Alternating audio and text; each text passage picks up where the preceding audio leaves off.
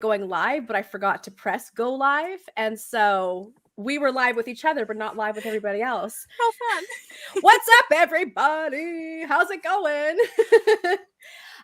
Friends, we have Megan DeBokrist here with us today from 1 in 5 Apparel, also known as Megan Mentally. And Megan is going to be talking to us a little bit about what it's like to make those compromises as a young business, as a newish business, like things like having to go back to your day job when you didn't really want to. But first, Megan, why don't you give people some background into your entrepreneurial journey, because it's been a roller coaster. It's been since 2014, Yep. and I finally am on a business where I'm like, no, this is what I'm meant to be doing. But do you believe it though? Because every time you're like, no, this is it. No, this is it. This is it, man. No, I do believe it. And after everything this business has put me through, yeah, this is it. This is part of it. I mean, I have a bigger vision for the future, but I'm on the right track. And I know that every entrepreneurial experience has gotten me closer and further and helped build each future business. I mean, in 2014, I was still in university. I didn't know what I was doing. But yeah, so I am a serial entrepreneur. I was like, does anybody know what they're doing? I mean, ever? But anyways, serial entrepreneur. You started off coaching. I started off with coaching in a body care line. Yeah. Oh. I actually did start off in product. I know. Okay. And I love product too. I do love e-commerce. I love product marketing. Yeah. But my career background is actually in marketing and public relations. And so, yeah, I was finishing school and then starting my, first PR job. It's what I had gone to school for. And still just I'm a creative person and I like to explore. And I find entrepreneurship is just a beautiful vehicle of exploration and self-discovery. And I think that's what I was doing with it. I'm like, could take a moment to just hit that for a second? Entrepreneurship is a beautiful journey of self-discovery. Journey of self-discovery and growth and exploration and play. Like I've always, and this is part of the problem with why a lot of my businesses maybe, I don't like to say my business has failed because they've all led to something else. But why somebody would say your business failed is just because I've explored entrepreneurship as a playground and it took me years to take it seriously. Years. Even when I was a full-time entrepreneur for the first time, I wasn't really taking it seriously. So what changed to make you take it seriously? I think the mission and alignment in my business. So for background on my business is 1 in 5 Apparel, and we are challenging misconceptions on mental illness through our clothing. Yeah. And it's been through the ringer. That's coming later in this live, but I'm throwing the link up right now to your 1 in 5. I'm doing it. The website is still under construction because again, it's been through the ringer. Yep. And some of you may remember Lindsay was part of the original launch of 1 in 5. She was, you might see her pictures coming back through the marketing with the pink. No, I want to redo. I want to redo. You'll do a redo because I'm really sorry to break this news. I was so self-conscious then. I'm so sorry to break the news to some folks. The pink isn't coming back. I want the black. So Megan's 1 in 5 Apparel line is gorgeous, like sweaters. You've got t-shirts, hats. Yeah. No more hats. No. It's changing a lot. Yeah. I want a hat. I'm getting really into hats this year. I will custom make you a hat. You and my Oma will be the only people with this hat. I love it. Okay, so the misalignment, it stopped you from getting serious, and then when you were able to see the misalignment, it made you get serious. It made me get serious. And it was really interesting because a lot of things started aligning at the same time in my career. Because when we get into why I returned to a job, I didn't return to PR and marketing. Yeah. I completely changed careers and I'm moving forward, staying in a completely different career path. I have always been passionate about mental health and mental illness. It's something deeply personal to me. It's something I'm very open about with my own struggles, almost awkwardly so for some folks, but it's who I am and I'm not changing that. And so connecting those and being able to bring these passion and purpose of my life into my work fully. And with this business where I'm like, no, I see where this is going. I see how it's going to create change. I see the hole that it's filling. I think that was one of the big things too. My businesses prior to that weren't filling a need. Mm. not like a specific true need. There were other businesses that could fulfill those needs. I was maybe. gonna say, because that's the thing. Let's talk about that for just a second, because your business wasn't filling a need. Well, it was filling a need, whether it was the life coaching, whether it was the PR and marketing, whether it was the body care line, it was filling a need. I think, and because there can be more than one business operating in the space, right? But I think really what I'm hearing you say is it wasn't filling your need. Like it wasn't. It wasn't filling my need, and I hadn't done enough. Yeah. I mean, with the life coaching is slightly different because now that is kind of what I'm doing in my full-time day job, and I just Yeah. couldn't do it outside of my 9 to 4. Well, again, that's coming down the pipeline on this live, so stay tuned. But I'm excited. I have no idea what you're going to say. This is exciting. I know we barely have the time to catch up. It's been busy, but so for me, yeah, it wasn't filling my own purpose and need, but I also wasn't clear on what about my businesses where when other products or other services similar existed, what made mine so different Yeah.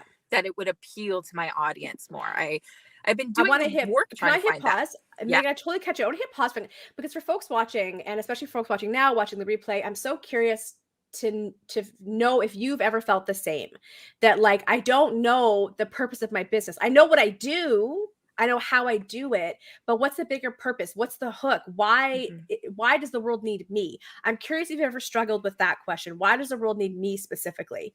Anyways, I'm so sorry, Megan, to cut you off. Keep going. And I kind of want to dig into that because I think Yeah. too, with this journey of having done other businesses that I didn't have that, I think it was a bit of self imposter Yeah. syndrome, and Oh yeah. that the need that I'm feeling now, I didn't think I was enough to fill that need. Like it's a big need and it's a big Yeah. challenge I'm facing. And so I wasn't enough. Like all that imposter syndrome came up that stopped me from seeing that as a viable option for a Yeah. long time. And I don't think I really realized that was in the subconscious until Yeah. now. And that's another really powerful line you just dropped, which is the imposter syndrome stopped you from seeing what you really wanted to do as a viable option.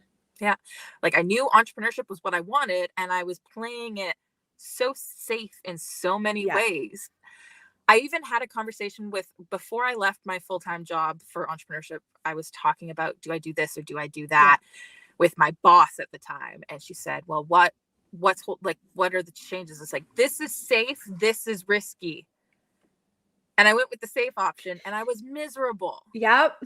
And I wasn't Yep. safe. I was losing money. Like playing it safe didn't play it safe for me in the long run. Well, and this reminds me of like even being in relationships and why we will stay in relationships that aren't that fulfilling, but they're safe, right? Or Mm-hmm. why we will, you know, choose the more safe vacation over the adventurous one, or the more safe living quarters over, you know what I mean, over the more risky ones. And like you say, at the end of the day, it's like it's safe, but so what? But on the flip side, for something to be risky, what does that even mean, risky? Like, how do you define risk? Yeah. I think at that time I was seeing it as it was, and it again goes back to the imposter syndrome. Mm-hmm. I had been doing PR for years. It's what I knew, it's what I had done, it's what I was known for. I'll just start my own business in PR and I don't have to worry about proving myself as capable. I still ended up having to prove myself as right. Yeah. All that still came up. But in my head, I was like, no, this is what I've done. So I won't have to prove myself. Yeah. Whereas in the other one, it's so far out of what I've done, I'd have to prove myself worthy in a sense. Which so, is I know, because I'm like thinking, do you think there's a factor of believing in yourself? Like, one of the things that is crucial with entrepreneurship or anything that we're doing is having that base level belief in ourselves that we are capable, that we can do it. And I'll often say to folks, if you don't have the belief in yourself in this moment, lean on people that do have that belief and hold on to that, baby. But do you think that a factor in taking risks, a factor in going for what you want, if there isn't a base level belief in yourself, it's going to be next to impossible? I think, I mean, there are a lot of factors to consider, and that could be a whole other topic of conversation on its own.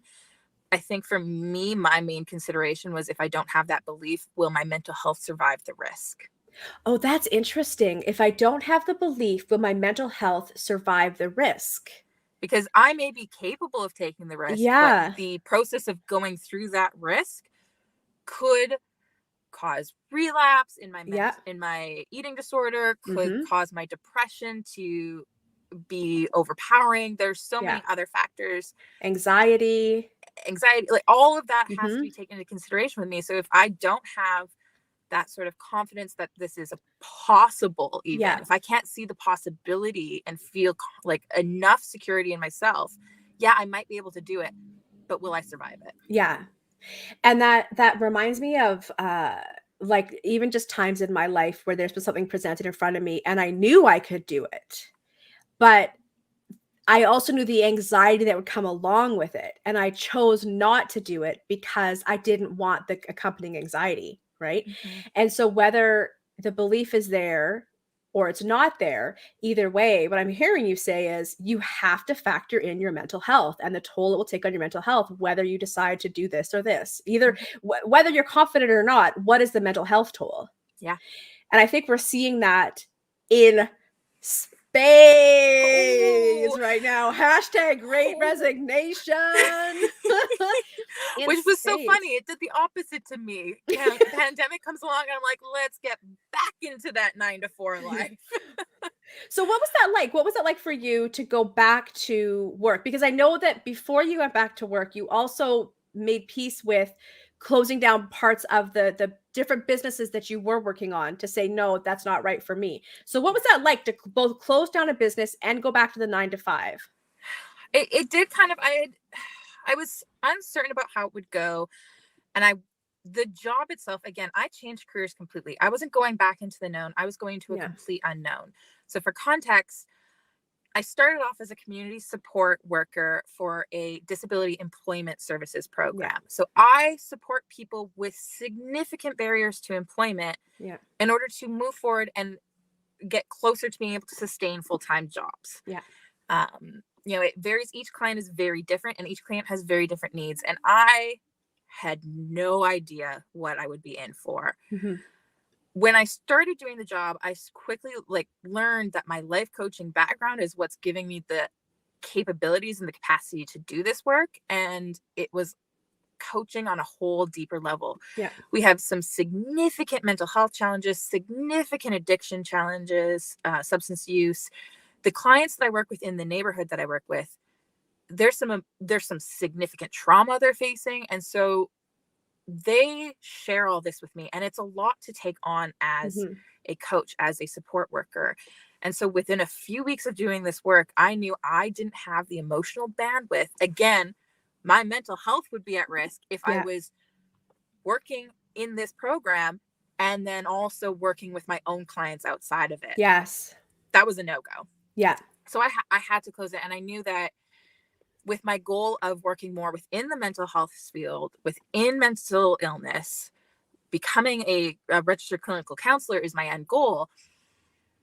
Working with these clients was going to help further my career, including my entrepreneurial journey, Yeah. so much more than the clients that I did truly love. Yeah. Loved working with my clients. My clients, I still talk to my former clients as a life coach Yeah. and still support them. I just couldn't take on more. Yeah. Well, I'm going to interject for one quick second because, I think that there is this belief around entrepreneurship that, it's the answer to all my problems. And don't get me wrong, I do believe entrepreneurship answers a lot of problems for people in terms of lifestyle and whatnot. But, there's this belief that entrepreneurship solves all my problems and that, it's all or nothing. I have to go all in. If I don't make it, I'm a failure. If I go back to work, I'm a failure from this, that. And it's like entrepreneurship is simply a tool. That's my Mm-hmm. belief. Entrepreneurship isn't the end goal. It isn't the end all be all. It is simply a tool that you are using to create the life around you that you want to live. Yes. And so I love how you see that. You see entrepreneurship, blah, blah, blah. You see entrepreneurship as a tool, and that is the end all be all. And because of that, it allows you to say, now isn't the time because I'm going to use this tool over here, which is Mm-hmm. working with this community. Right. Mm-hmm. And then you've got also 1 in 5 Apparel, which is another tool to get the conversation going around mental health.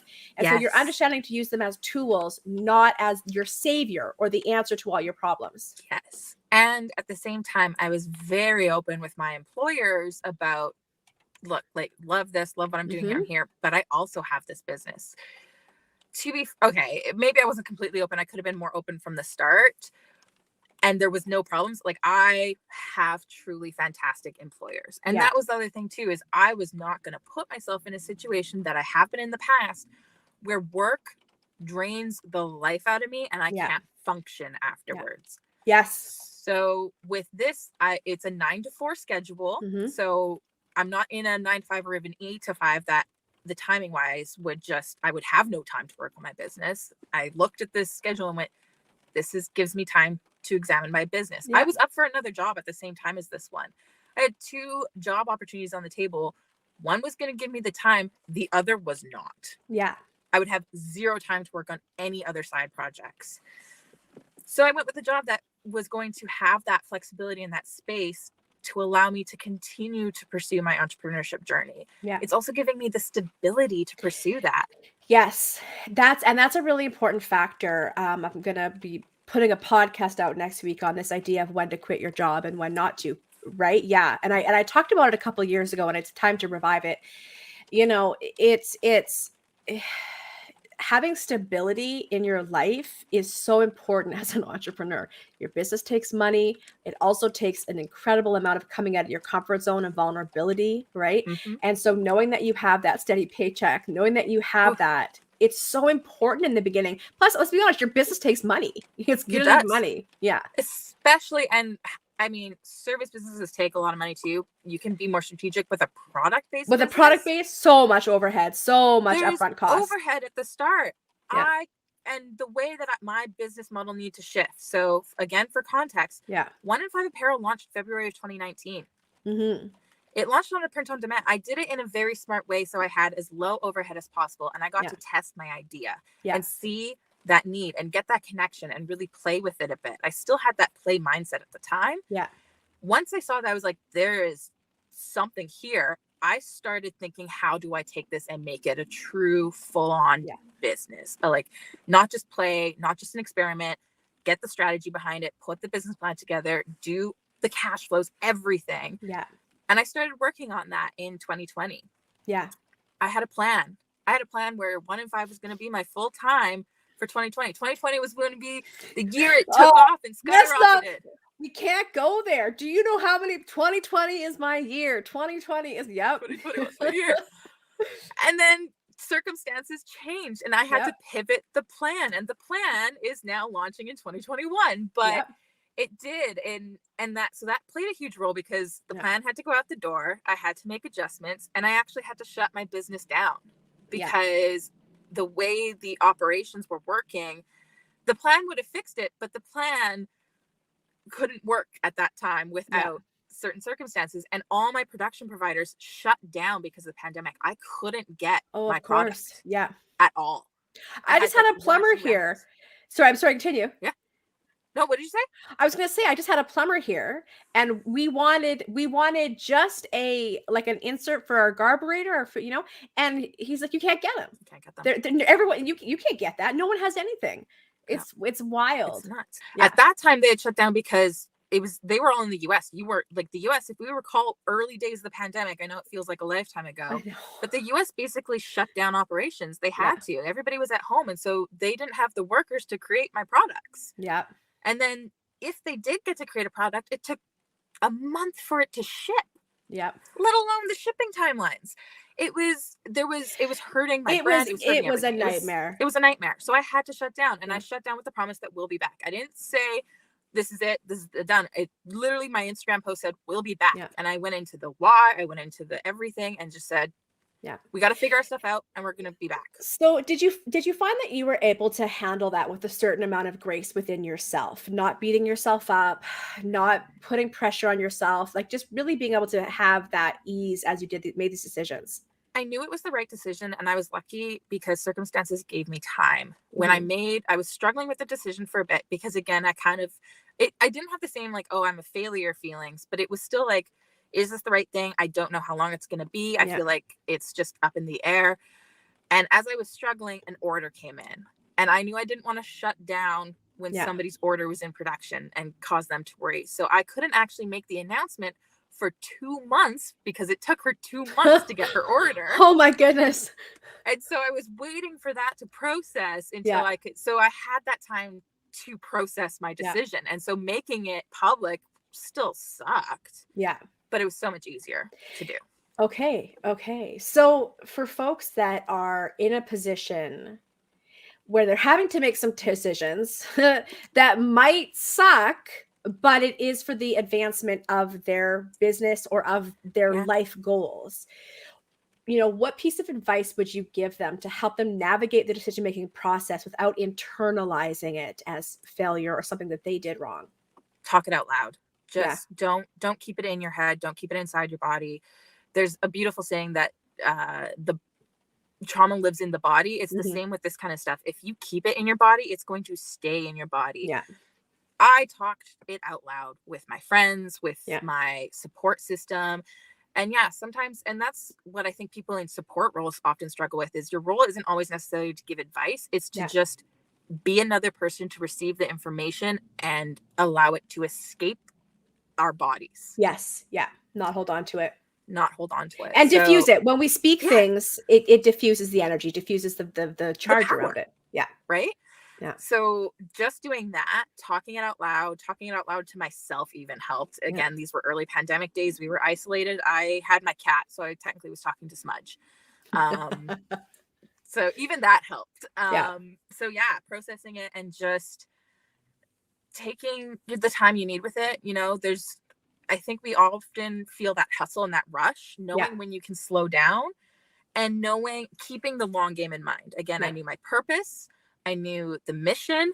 I knew my value. I knew what was unique. My biggest fear was somebody coming in and stealing my stuff, because I have a very non-trademarkable items out there. Okay. And that was my fear, that in the time I needed, somebody else would come and take it.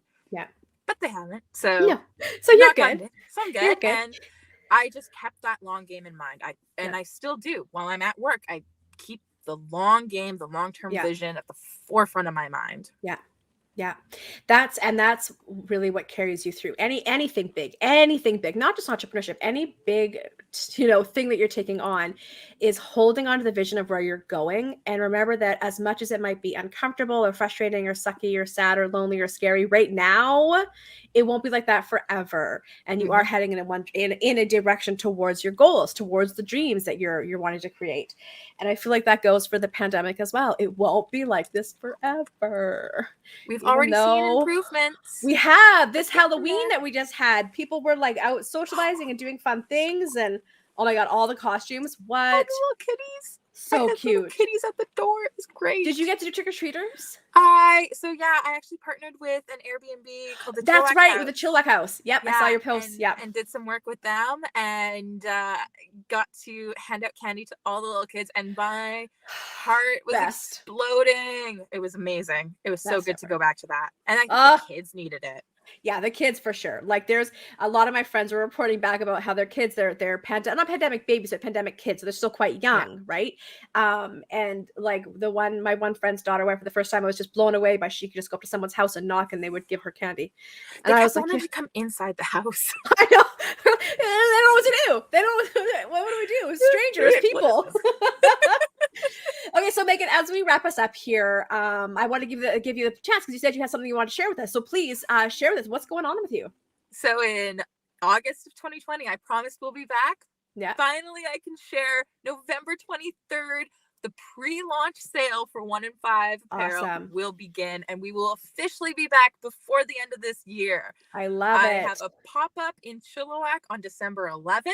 Ooh. And I am praying to the product gods I will have product that your product comes in. I want to make sure, let's connect offline about that so I can make sure to come out and support you. That would be awesome. Yeah, it's going to be great. I'm so excited. The pre-launch sale, like I said, it starts November 23rd. There are only 100 pre-launch sale items available. Details on that will be I haven't even announced this on the one. Put it on there. Instagram. Yeah. Well, that's on today's to-do. Friends, I'll share it again so we have it fresh at the top, but you can go to this link here I've just posted, and you can put your email address in, it looks like here, right? Yes, because people on my email list, it's called the Talking Points community. They get early access to the pre-launch sale, and then access for everyone will open up on the Friday. I think that's the 25th of November. I don't know. I don't have a calendar in front of me, but I'm going to believe you. And I keep putting in the same. No, why can't I? I'm so sorry. I'm trying to copy your Instagram. I can always go back and pop it in if need be. Oh, I know why. I see what I did. Hang on. And yeah, be sure to also follow my entrepreneurship journey and living with a mental illness while growing a business journey on Megan Mentally on Instagram as well. There we go. Now I've got it. I was doing a bit of a weird copy paste thing. There we go. Yes. So you can follow Megan on Instagram there. You can put your email in for the 1 in 5 apparel to get alerted when everything is ready to go. I would love for folks watching now, for folks watching the replay, I would love to hear your thoughts on some of the points we said today, because Megan, you dropped some gold. Thank you. Amazing. All right. Well, we're gonna let you get back to helping I gotta people. Get back to work. I know. Thank you so much for hanging out with us today.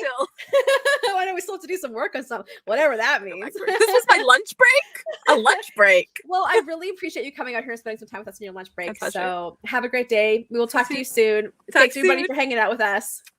Bye.